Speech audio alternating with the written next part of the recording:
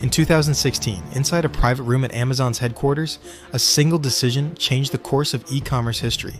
Jeff Bezos, the richest man on earth, had a check for $10 billion ready for a young founder named Piotr Szulczewski. It was the exit of a lifetime, but Piotr said no. He was convinced Wish was the next $100 billion empire. Fast forward to today, that same company was sold for just $173 million, a total wipeout of $9.8 billion in value. This is the story of how a Google engineer's addiction machine became the biggest joke on the internet. This is the death of Wish. Wish wasn't built by a retailer, it was built by an engineer who understood human weakness. Piotr Szulczewski spent years at Google mastering the art of the click. He realized that people don't buy what they need, they buy what catches their eye during a 2 a.m. scroll.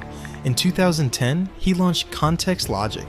It was never about quality, it was about an algorithm that could predict your darkest consumer impulses.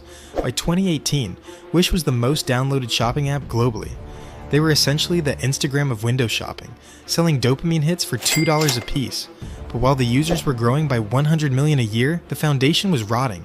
Wish was a money-burning machine. Their profit margins weren't just low, they were impossible. For every single dollar they earned, they spent $2 on advertising. They became the largest ad spender on Facebook and Google in history. They weren't building a sustainable business. They were buying a crowd with investor cash. But as soon as the pandemic hit and digital ad prices skyrocketed, their only strategy collapsed. When the cost of a click rose from cents to dollars, Wish found itself in a bidding war it couldn't win. They were effectively paying for their own destruction, one cheap ad at a time. To fuel this growth, Wish ignored everything else, especially ethics. Scam stores were rampant. One store, created by Wish itself called Best Deal 9, was used to track if customers would even complain if their orders never arrived. Over 200,000 people made purchases from that ghost store. Unlike Amazon, Wish had virtually zero customer support. If you got scammed, you waited 3 months for a refund that never came. They prioritized clicks over credibility. And in the world of six-figure valuations, trust is the only currency that actually matters. By the time they tried to fix the scam reputation in 2022, it was already too late. The brand was toxic. The final blow arrived in late 2022. Temu. Backed by a $170 billion giant, Temu did exactly what Wish did, but with actual logistics and a bottomless wallet. Wish's active users plummeted from 100 million to just 12 million. The share price fell 99%. In early 2024, Context Logic finally gave up, selling Wish for a pitiful $173 million to Q10, a company that would end up bankrupt itself just months later.